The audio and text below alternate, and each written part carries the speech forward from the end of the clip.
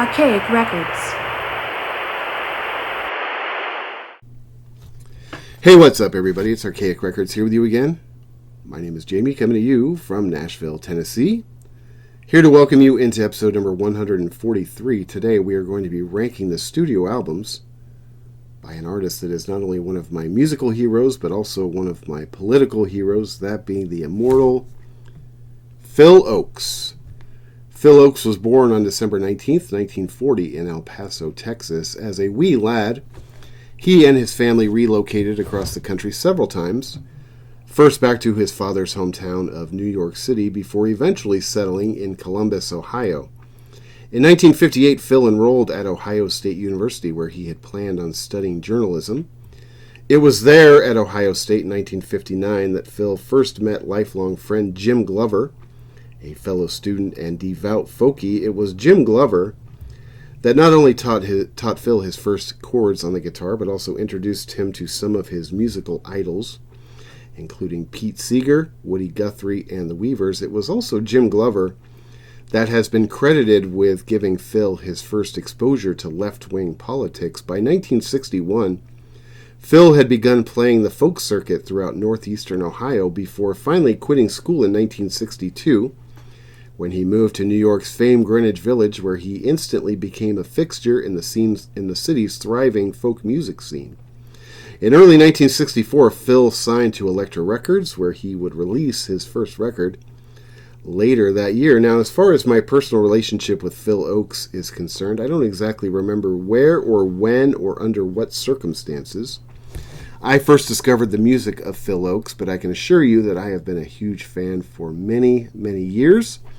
It is my opinion that Phil is one of the most disgustingly underappreciated artists of all time. I do believe that Phil Ochs is an artist that should be held in as high esteem as many of his contemporaries, including Bob Dylan, Johnny Cash, Joan Baez, and Joni Mitchell, just to name a few. Now, before we get into the albums that actually make up his ranking, there are a couple pieces of reference material that I would like to steer you in the direction of. The first is an excellent book written by Mark Elliott.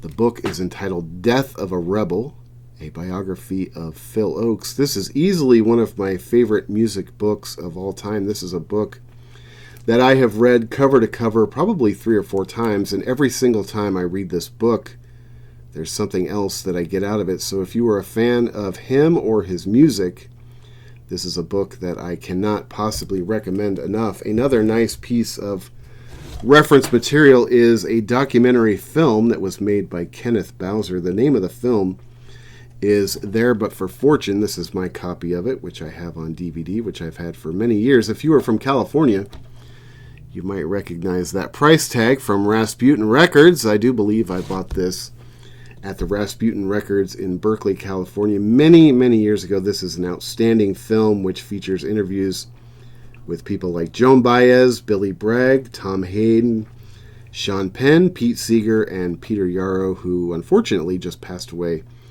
not too long ago. But check out the film, There But for Fortune. I don't think you'll be disappointed. Now, another nice piece of reference material is a book that I just finished literally a couple weeks ago by an author named David Brown. Now, David Brown also wrote another book, which I read recently, called Crosby, Stills, Nash & Young, which is about, of course, the Bee Gees. Now, Crosby, Stills, and Nash are a very important band in my life, not only because they were the soundtrack to my childhood, but really because they sort of gave me my introduction to folk music through the back door, through the sort of folk rock subcategory, if you will. But this book is a book that isn't necessarily about Phil Ochs specifically, although he is peppered throughout the book rather liberally.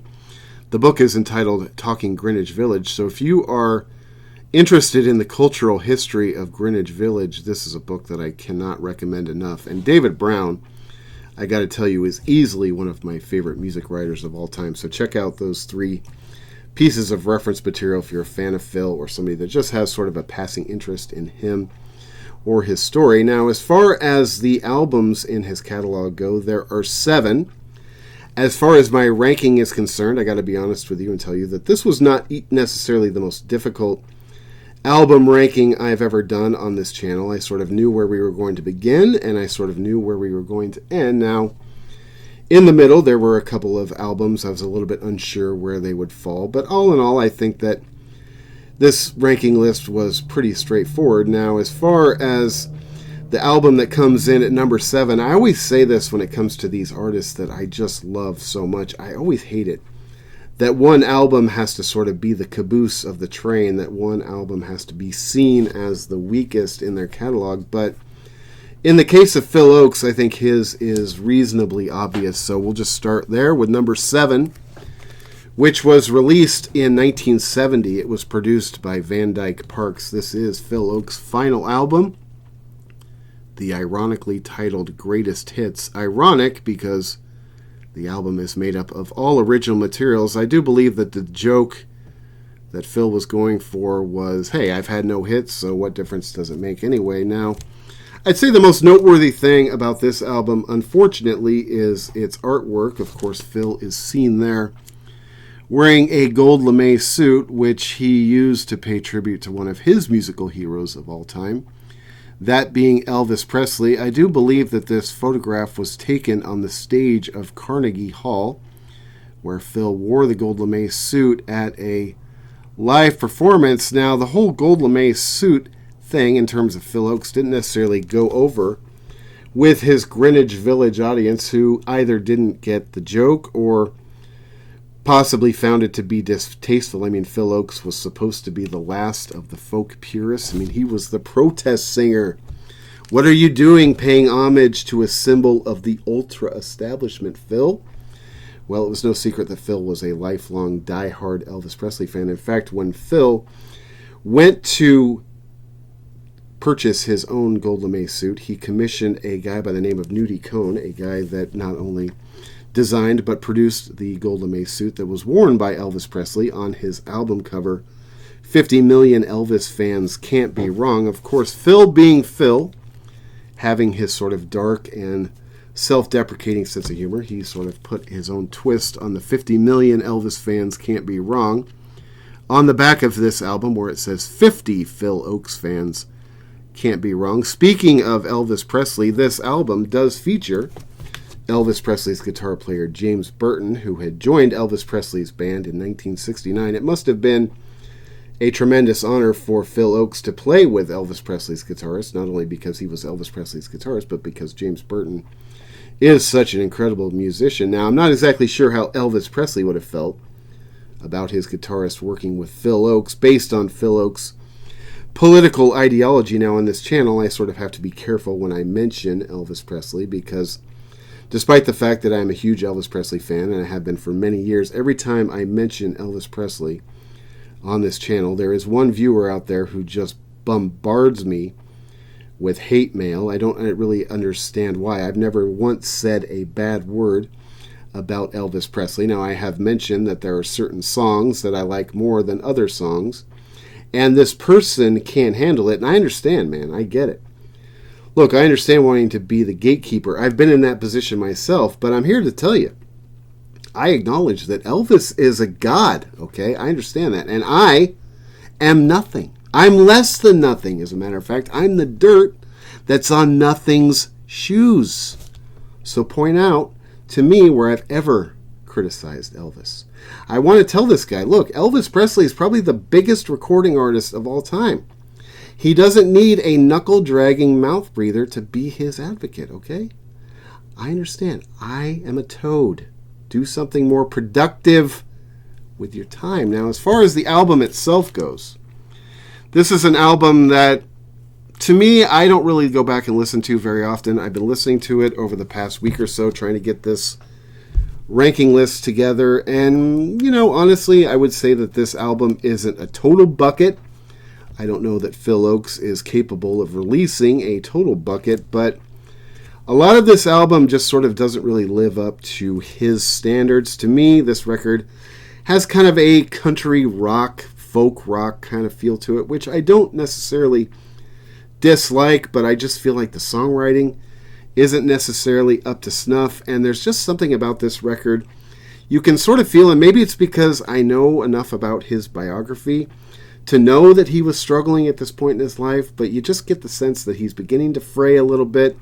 You get the sense that his mental health is really beginning to turn south. In fact, I read an interview one time with an anonymous member of his band that was talking about this record, talking about the tour that followed this record. He said that the tour was an unmitigated disaster. The alcohol and the drugs were being consumed at an alarming rate, and at a certain point in time, the members of Phil's band were afraid that he wasn't going to make it out of this tour alive. Now, not only were the drugs and alcohol being consumed at an alarming rate on this tour, but according to this anonymous band member, they were playing shows in front of houses that were probably a third full. It was definitely having an effect on Phil and his sort of mental health. And fortunately, I guess, in a sense, Phil, after this tour, was able to sort of kick his narcotics habit. But unfortunately, his alcoholism is something that followed him until the bitter end. As far as the songs on this record are concerned, there are some songs on this album that I really like. I like the song Jim Dean of Indiana. I really like the song Boy in Ohio. Gas Station Women is a good song. 10 Cents a Coup is good. Basket in the Pool. But if I had to pick a favorite song off of his last record, I think that's easy. It's the first song on the record, One Way Ticket Home. So for me, number 7 is his final album from 1970. I will just tell you this right now. I'm not telling you not to go out and listen to this record, but if you're somebody who is sort of interested in Phil Ochs and you're wanting to wade into the shallow end of the pool, into the stuff that made him as great as he was, this is not the album that I'm going to recommend that you dive right into. This is an album that I do believe is probably a little bit more for us hardcore fans. Because even me, even as somebody that I consider myself to be a diehard Phil Ochs fan, like I said, until this week, I probably haven't listened to this record in probably a couple of years, because honestly, there isn't a ton of stuff on it that like leaps out of the speakers at you. Now, as far as the rest of this ranking goes, every other album in Phil's catalog is miles better than the Greatest Hits record. To me, that record is far and away his weakest record. So some of these records now coming into this, starting at number 6 and then moving forward, some of these were a little bit more challenging in terms of their placement. But for me, number 6 is an album that I like a lot, actually. It is a record that is much different than the early stuff in his career, the stuff that made him famous. It is from 1968. It was produced by Larry Marks. The album is entitled Tape from California. Now, in 1967, Phil famously moved out of New York City, where he landed in Los Angeles. Now, while he was out in Los Angeles, he released 2 albums while he was living out on the coast. This is the second of those 2 albums. Now, this album sort of continues in a similar direction as its predecessor, where Phil decided to move away from the sort of pure folk format. He decided to write songs that weren't necessarily of strictly a protest nature. Now, this was a move that was not necessarily loved by his fans and critics. After Phil moved to Los Angeles, he signed with A&M Records. He left Elektra after his 3rd record, and he signed to A&M Records. And this is, I believe, his 2nd record for A&M, a record that I like a fair amount. This is an album that I wouldn't say is necessarily, folk in its purest form. This is definitely sort of a pop folk album.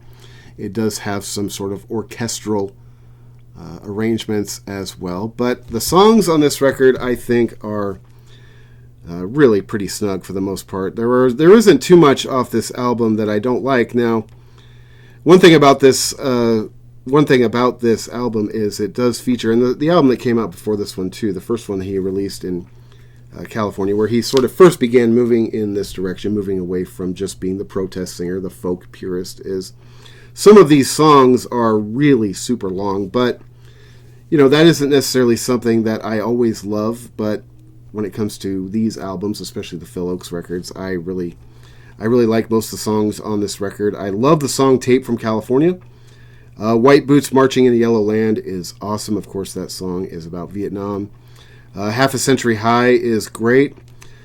The Harder They Fall is good. Now, there's a song on this album called When in Rome, which is a song I like, but this song is a 14-minute epic. Now, for me, as somebody that comes from more of a punk rock fan background, super long songs isn't necessarily my luggage. Now, that isn't a steadfast hard rule. That isn't etched in granite. There are songs of a longer nature that I really like. Phil Ochs songs in particular are songs that I really like. I've always pointed out the fact that my favorite Kraftwerk song of all time is Autobahn, which takes up the entire first side of the LP. I really like the song When in Rome. I mean, it's a long, giant, epic, but it's really great. I love the song Floods of Florence, but easily my favorite song on this album is The War Is Over. I mean, that is one of the signature songs throughout Phil's entire catalog. I don't know if you know the whole story behind the song The War Is Over, but it is awesome. I absolutely love it. So for me, this album is number 6, Tape from California. Again, another album that I don't know that I would necessarily steer you in the direction of as a total novice to Phil Ochs music, but certainly an album that is, in my opinion, much better than that of Greatest Hits. Now, number 5, this is an album that I remember when I first heard it, I didn't necessarily love it. This is an album that I thought for a while would probably be, well, there's only 7 albums on this ranking, so picking an album as number 5, I guess you could say it is sort of in the back end of his catalog, but this is a record that was released in 1969. It was produced by Larry Marks. That is the album Rehearsals for Retirement, an album which, of course, is probably most famous for its very striking artwork. Of course, it has Phil Ochs' tomb on the front cover. Now, this album is famous because it was written and recorded following the carnage that he had witnessed during the 1968 DNC in Chicago, after which Ochs claimed that he had witnessed the symbolic death of America. I would say that this album is not only his darkest album, that it is easily his most angry. I would say there are a lot of political factors that are widely accepted as to contributing to Phil's sour mood on this record.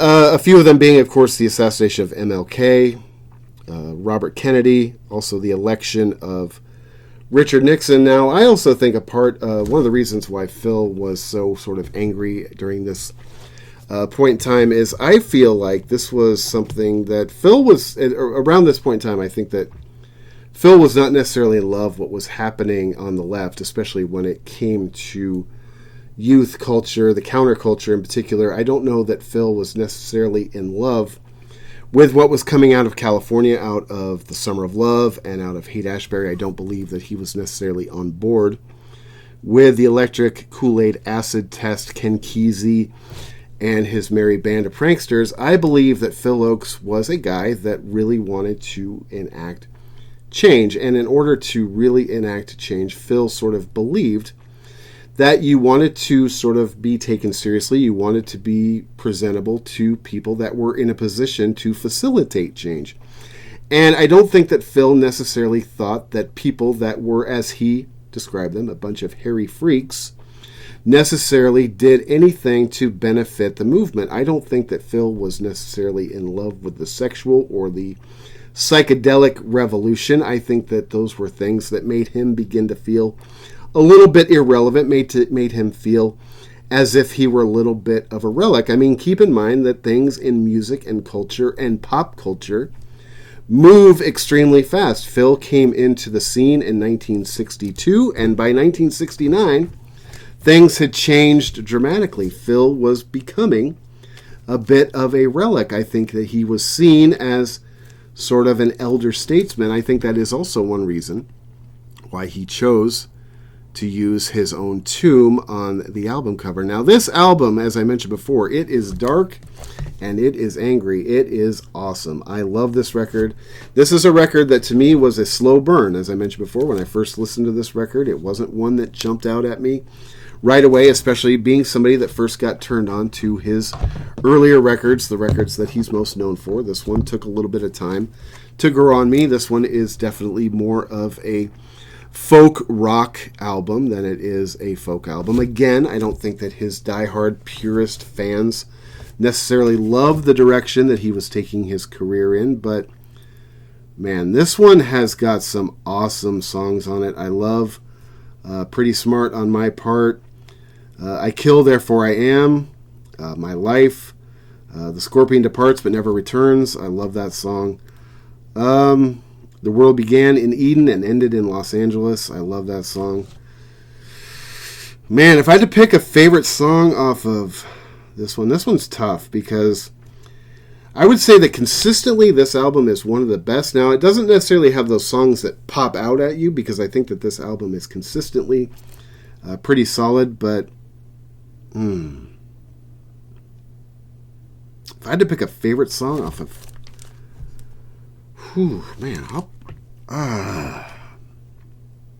I think I'll just go with the title track, honestly, Rehearsals for Retirement, which is the last song on the album. Man, I really love this record. It's pretty dark, it's pretty angry, even for Phil standards. Phil was a pretty dark and angry guy. You could make that argument, and man, I love this record. I love under his name here, it just says American. It has his birth date, El Paso, Texas, 1940, and Chicago, Illinois, 1968, which of course was, when the famous Chicago DNC took place. Anyway, that is number 5. For me, number 4 is the first album that was released when he left New York and moved to California. This record was released in 1967. It was produced by Larry Marks. This is an album called Pleasures of the Harbor. I love that photograph on the front. It looks very sort of Northern California. When I was a kid, my family and we used to go camping up in Mendocino County in Northern California, up near Fort Bragg. And this picture, for some reason, it just reminds me of that. It's like kind of a cold part of the coast, so you're always a little bit nippy. You always have to throw on an overcoat and a hat, and I really love the artwork on this. Of course, on the back cover is a picture of Phil with his daughter. I really love this. Now, this, of course, was the first album that he released on A&M Records, I do believe, and this was the first record he released after he landed in California. Now, this was an album that I think really got a lot of backlash when it was first released, because, again, as I mentioned before, Phil was sort of supposed to be the folk purist. He was supposed to be the protest singer, but I think you would have had to have been blind not to see what was going on in folk music around this time. Everything had sort of gone from the Greenwich Village out to Laurel Canyon. Everything had kind of gone in the direction of artists like the Mamas and the Papas. They had all sort of gone into the folk rock direction. I don't know that Phil Ochs necessarily wanted to go in the whole full-on folk rock direction, but I also believe that Phil Ochs did not necessarily want to be left behind. I do believe that Phil Ochs was somebody that was very conscious of his career. He was somebody that wanted to be big. I think he wanted to be famous. He wanted to be Elvis Presley. He wanted to be, Buddy Holly. He wanted to be Johnny Cash. He wanted to be Bob Dylan. He wanted to be seen on that same level. He wanted to be on that same tier. Now, of course, he never quite got there, but this is an album that I think was, I don't want to say contrived, because I don't necessarily believe that, but I do believe that this was an album that was sort of an attempt to maintain his relevance. I think that by the time his first 3 records had come out, things had changed a lot, and I think that he was just trying to, kind of go with the musical tides, if you will. Anyway, this is an album that I really love a lot. This is an album that isn't my favorite in Phil Ochs' catalog, but man, this is one that I go back and I listen to all the time. Again, not truly a folk album necessarily. I would say this is sort of folk pop. It's also got, interestingly, a real sort of Dixieland jazz kind of vibe to it. But man, this one has some of my favorite songs in the entire Phil Ochs catalog. I love the song Small Circle, which is about human apathy. I love the song Outside of a Small Group of Friends. I love the song The Party, which is about political elitists on the left, something that is as relevant today as it was in 1967, sort of left-wing snobs, people that have a tendency to look down on people from other parts of the country. I love the song Pleasures of the Harbor, the title track, which is about sailors, he described it as being about lonely sailors coming into the harbor after spending a considerable amount of time out at sea, looking for, as he sort of so eloquently put it, professional companionship, women of the harbor, if you understand what I mean. But a song on this record that I don't know if it's necessarily my favorite, although it could be. I mean, The Crucifixion, which is a song that is a big 9-minute, 15-verse epic. This was a song that was originally just slammed by critics as being a lame attempt to become avant-garde, but within the Phil Ochs fan community, a song that I think is thought of as being one of his masterpieces, that being The Crucifixion, in which he compares JFK to Jesus Christ. And towards the end of his career, that became one of the songs that he was most known for, probably still today.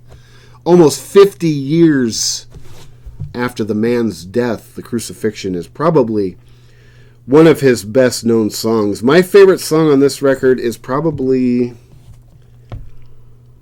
God damn. Man, this album is good. Jeez. I'm gonna say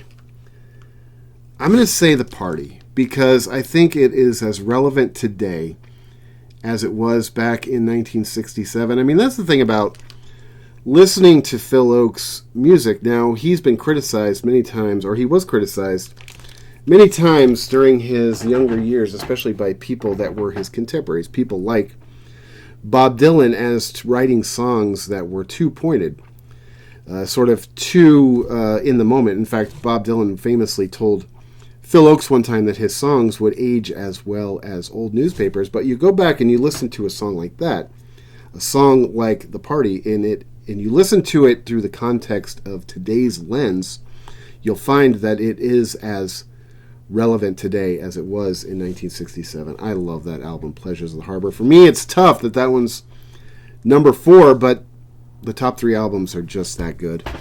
Number 3 for me is sort of an interesting one.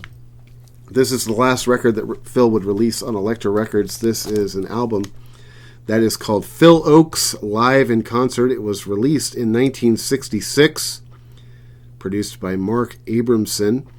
Now, you might be saying to yourself, well, Jim, this is sort of interesting. You said you were going to be ranking the studio albums by one of your musical and political heroes, that being Phil Ochs, and yet here you are throwing in a live album. Now, to me, this album is just brilliant start to finish, but it is sort of interesting to me because this is sort of the Kiss Alive, if you will, if you get that reference, of the folk world, because yes, there are components to this album that were recorded live in Boston and New York, but when they brought the tapes back into the studio, Phil was very dissatisfied with the outcome. And so basically what they did was they went back into the studio where they re-recorded, depending on who you listen to, they re-recorded between 2/3 and 3/4 of this album in the studio, at which point in time they added the stage banter and the crowd reaction, basically in the same exact way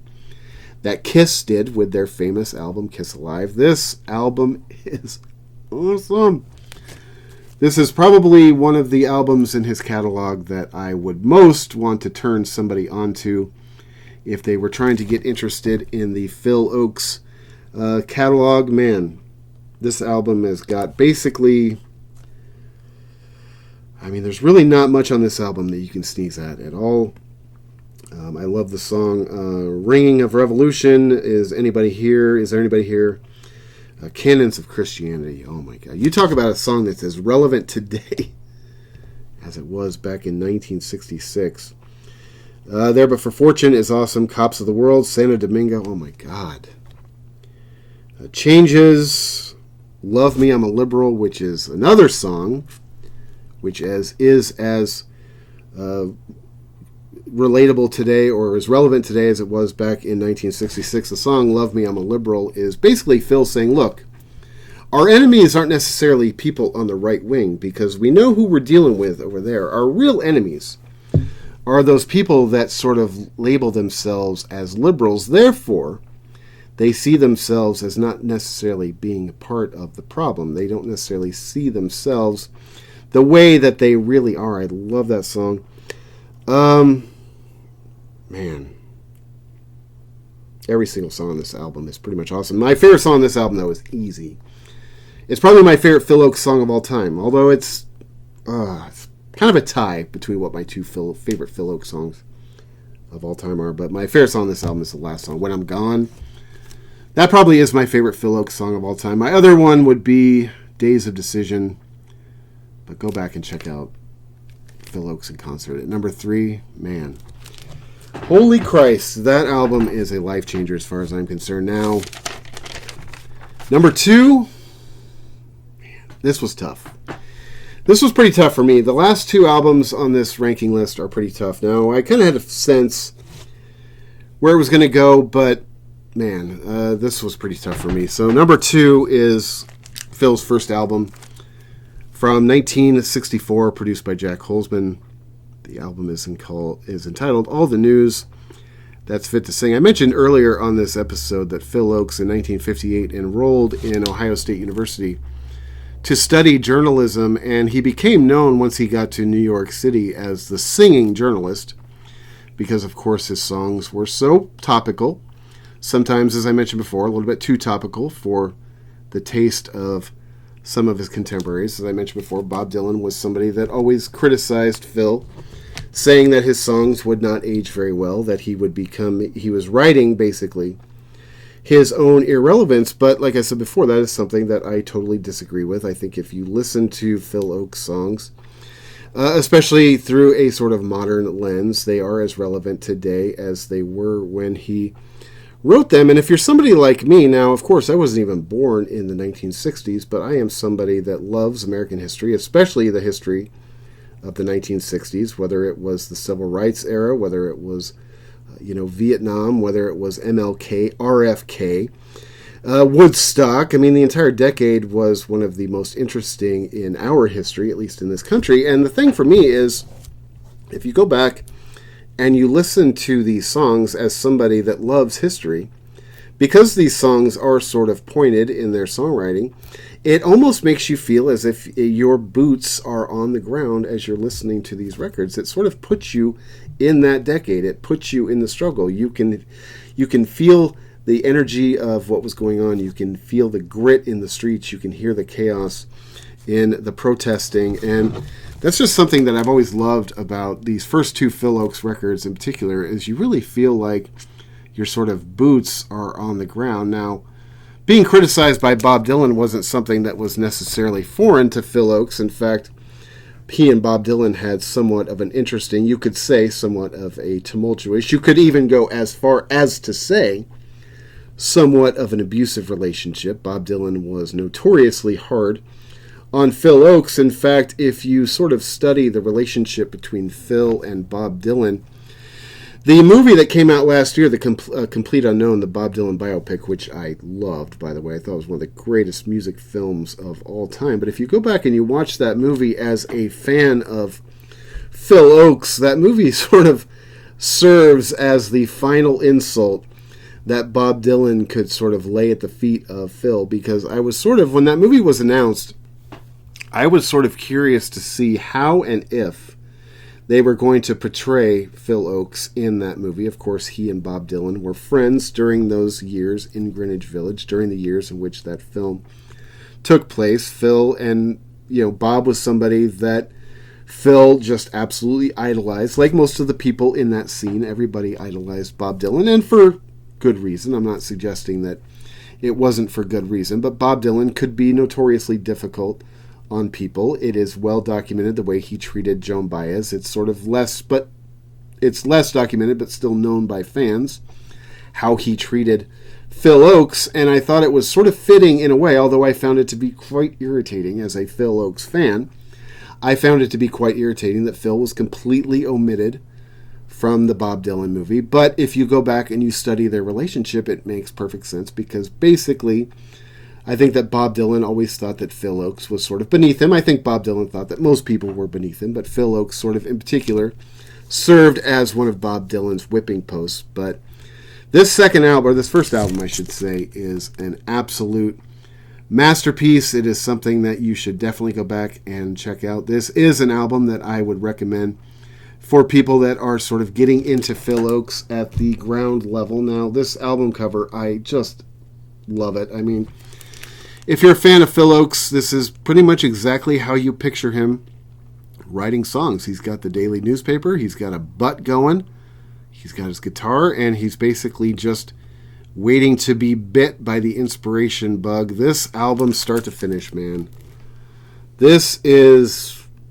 perfection as far as I'm concerned. There is not a single bad song on this album. Now, one thing I love so much about this album in particular is the liner notes, which Phil Ochs wrote himself over here in this column, where he basically explains what every song is about. So if you're a toad like I am and you spend half your time trying to figure out what artists are saying when they're writing these songs, he makes it really easy for you when it comes to this album. Man, I absolutely love this album. There is not anything on this album that I would turn my nose up at. I love the song One More Parade, The Thresher, which is about a U.S. nuclear sub talking Vietnam, which is a great protest song. The song Power and the Glory. Now, in the liner notes here, it says that this song is oftentimes considered to be Phil Ochs' best. It is basically his equivalent to Woody Guthrie's This Land. Not going to disagree with that. Power and Glory is awesome. The Bells is awesome.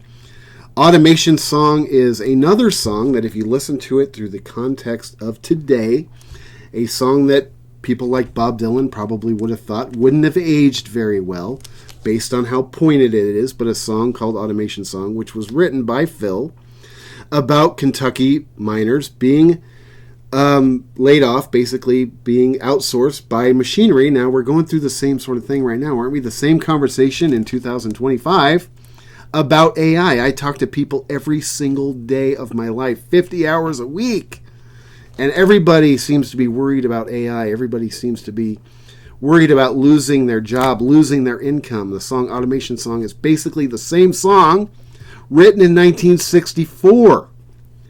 Ballad of William Worthy is awesome. Knock on the Door, another song that can be easily interpreted in 2025. A song written about World War II, about the fear of marginalized people hiding in attics, hiding in basements, fearing that knock on the door, waiting, because the Gestapo was coming to take them away from their family. The same thing could be sort of talked about today when it comes to the ICE raids. People fearing that, people fearing the man knocking on their door, waiting to take them away from their family, waiting to take them away from their children, people that are innocent, people that have really committed no crime apart from wanting to come to a country where they could provide themselves and their children with a better life. I mean, God forbid, right?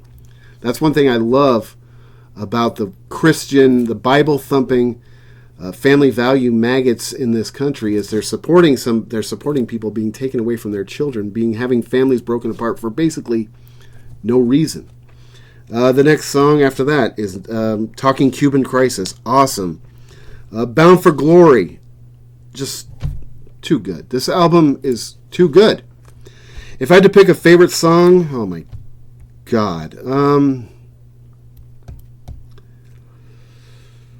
Oh my God. I'm going to say, oh man. Because as soon as you pick a favorite, there's like 10 that you're leaving out. Oh, I'm going to say either Power and Glory or Bound for Glory. Oh, that's tough, man. Go back and listen to this record. All the News That's Fit to Sing by Phil Ochs.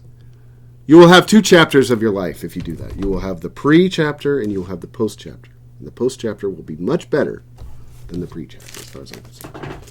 All right, that brings us to number 1, which was pretty easy at the end of the day. I just talked about a second ago. These first 2 were tough in a way, but honestly, it really wasn't that tough because to me, this is my favorite folk album of all time. This is the first album of Phil Ochs that I ever bought. I do believe, if I'm not mistaken, the first Phil Ochs song that I ever heard.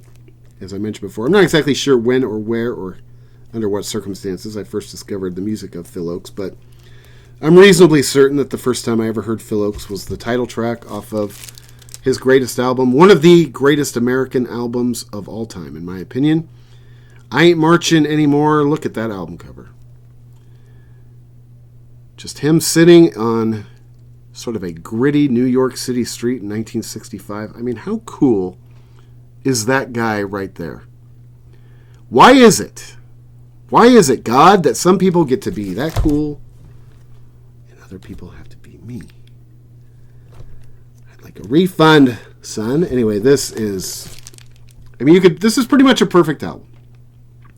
You can go through every single track, but to me, this is the greatest folk album ever written. Now, keep in mind, I'm not the world's biggest folk expert. Okay, I'm not pretending that I am.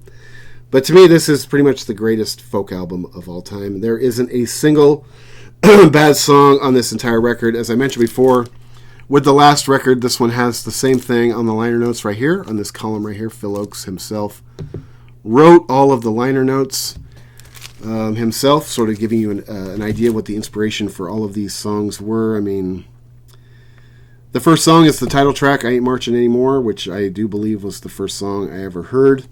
The song basically takes you through a history of American wars, something that America is probably one of the things that America is most known for on the global stage is our propensity to go to war. In the Heat of Summer is an awesome song.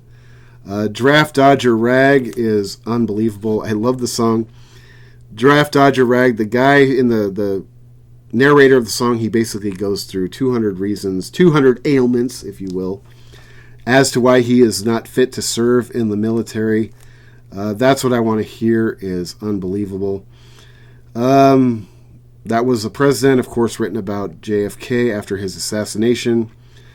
Iron Lady, The Highwayman, Links on the Chain, The Men Behind Guns, Talking Birmingham Jam. Man, you talk about taking a city to the woodshed. You should go back and listen to the song Talking Birmingham Jam. Now, Birmingham is a city that I absolutely love. In fact, my wife and I go down to Birmingham on pretty much every given opportunity because it's a city that's not too far away from us. Here in Nashville, it's a city that I love. Now, if you would have told me this 5 years ago, that I would be in as much love with Birmingham as I am, I sort of probably would have snickered at you based on its history, based on some of the things that are not necessarily savory.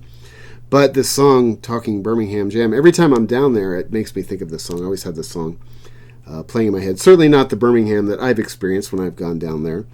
Ballad of the Carpenter is awesome. Another one of my favorite songs off this record is sort of in the same vein in a way of Talking Birmingham Jam. That is Here's to the State of Mississippi. Every time this song comes on in my car on shuffle, I play it like 3 or 4 times back to back. It is one of the greatest written songs of all time. It's as funny as it is biting. It always makes me think of the movie Mississippi Burning. To me, though, man, my favorite song on this record is Easy. I mentioned it before. It's probably my favorite or second favorite song in Phil Ochs' entire catalog. It's really close between When I'm Gone, which is probably my favorite Phil Ochs song of all time, and this one, which is Days of Decision.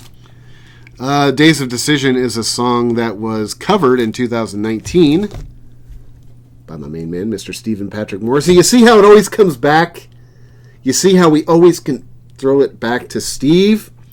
In 2019, Morrissey released an album called California Sun, which was made up of all covers. Now, as a diehard lifelonger Morrissey fan, it wasn't necessarily something that I was in love with when Morrissey announced that he was going to be doing an album of all covers, because for one thing, Morrissey is the greatest singer and songwriter in the history of rock and roll. He's a very prolific writer. He's always got a bunch of stuff written and ready to go, but as I was looking through the track listing of his album, California Sun, I became more and more excited as I saw some of the songs that he was going to be working on that record. And to me, Days of Decision by Phil Ochs is easily the one that I was most excited about. It is my favorite song off of the Morrissey album, California Sun, as well. Man, I love it. Anyway, go back and check this out. This is, to me, If you like folk music, if you like protest music, if you're a person that is interested in the history of the 1960s, in the counterculture, in progressive politics, this should be one of your musical Bibles. This is number one as far as I'm concerned. And I would go as far as to suggest, not all maybe, but perhaps most Phil Ochs fans. Now, in 1970, or I should say following the release of his final album in 1970, Phil Ochs became plagued by self-doubt and became sort of self-diagnosed and became plagued by self-doubt and self-diagnosed writer's blocks. Ochs' drinking became more and more of an issue. On top of that, he continued to struggle with both depression and bipolar disorder, two afflictions that were also suffered by his father, Jack. In 1972, while traveling through Africa, Phil was attacked in Tanzania by would-be robbers. They strangled him with such severity that it ended up permanently damaging his vocal cords, and he could no longer reach the top 3 notes in his vocal range. In 1975, Phil took on an alter ego by the name of John Train, who he claimed had murdered Phil Ochs in the Chelsea Hotel in New York in room 714 because Phil Ochs, who he described as sometimes a genius but began to drink too much and was embarrassing at parties, he had become a irrelevant old fart. Now, there are some interviews I've seen online where he also refers to himself as Luke Train. But in 1975, he takes on this alter ego of this guy named John Train, and basically, as I said, he